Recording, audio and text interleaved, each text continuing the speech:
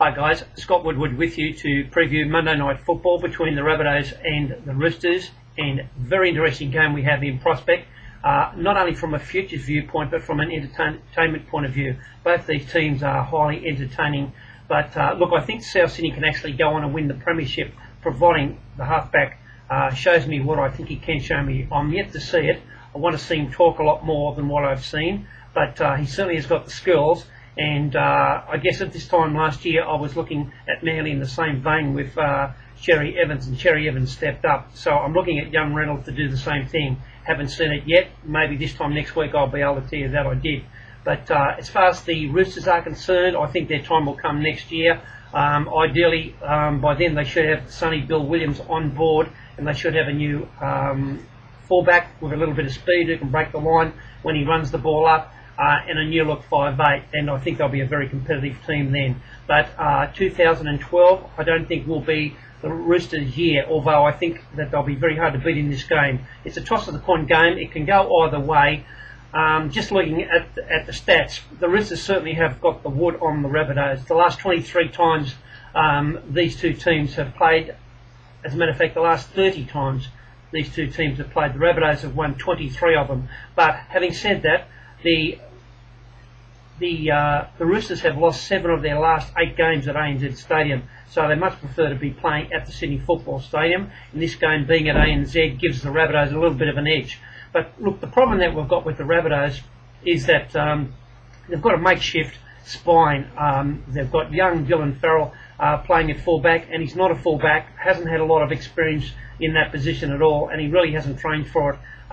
They're forced into that position because of the injury to Nathan Merritt's foot or toe, and he's in grave doubt and may not play. He certainly hasn't had the training in his legs to play fullback if he was okay, but under normal circumstances it would be a given he would be the fullback, no doubt about that. So they have to rely on Dylan Farrell in a very key position as fullback. They've also lost their outstanding hooker in Isaac Luke, who was out suspended, and Nathan Peats come in, and while Nathan Peats is a good defender and it improves their defence a fair bit, they lose a lot in attack, running from dummy half. They'll lose a lot there, and not having Nathan Merritt and not having Luke in the side, the Rabbitohs are going to lose a lot in attack. Going to rely very heavily on the 6 and the 7 and guys like Greg Inglis. So they've got a rookie halfback in Adam Reynolds, the number 2 hooker as in Nathan Peats, and a stand-in fullback as in Dylan Farrell. Normally when I have a team under those conditions I would give them no chance at all, but the rest of the Rabbitohs side is such an outstanding side, and they certainly have got 2 world-class players in the side, as in Sam Burgess and Greg Inglis. Obviously they'll be very, very hard to beat, and it's not a bad balanced side, and it is still a very, very formidable forward pack when you've got guys like Roy Asatasi and Dave Taylor, Eddie Pettyburn and Michael Crocker in the side. It's a very, very good side, the Rabbitohs. And I think when they get all their stars back, and we can say that Adam Reynolds has made the grade as a first-grade halfback, I think the Rabbitohs are in for a very good season, and I expect them to play semi-final football. Look, the Roosters on the other hand, I think they've got a very slow back line. I think they'll wait until tomorrow before they decide if young Moga, the teenage sensation centre, will be selected. He's down as not playing at the moment. My mail is he's some chance of playing, and they really do need him because that'll allow him to come in, and it'll push Joseph Lolila to the wing, I would think, and Justin Carney, who will be a liability on the wing there. That will allow him to drop off. But look, we're looking at the Roosters backline. We're talking about Anthony Minicello, Justin Carney, Lolila, Mitch Orbison is a second rower, Sam Perrott, Braithen Astor and Mitchell Pearce. That is not a very fast back line. There's not a lot of speed there, and they're going to rely very heavily on their forwards to give them good go forward, and Mitchell Pearce is able to give them good field position with his kicking game. It's not an ideal situation for the Roosters to go. So they really are counting heavily on Moga to come into the side. He's never played first grade before, but he's such an outstanding prospect. They're hoping that he could be the next Greg Inglis. That's a massive call for the young kid, but from what he's done in the Toyota Cup, I'm not prepared to say that he's not. He looks something out of the box, and I can't wait to see him play. And I think with 12 months under his belt and some of the good ins that the Roosters have got, as I said, 2013 certainly does look like it's going to be their year. But just running through their forward line, it's not a bad forward line. Jared Waweera-Hargraves will be one of the starting props, and he'll certainly hit the ball up. He's a kamikaze guy, hasn't got any skill, but he's got plenty of ticker, and he'd run into a brick wall if you asked him to. Lama Tasi, one of the promising young guns that they've got from Manly, has settled in very well, had a good year last year, and he promises to have a big year this year. They've got two very promising second rowers, Boyd Cordner. Well, Aidan Gira is not promising. He's been around for a couple of years, and he seems to be just getting better and better.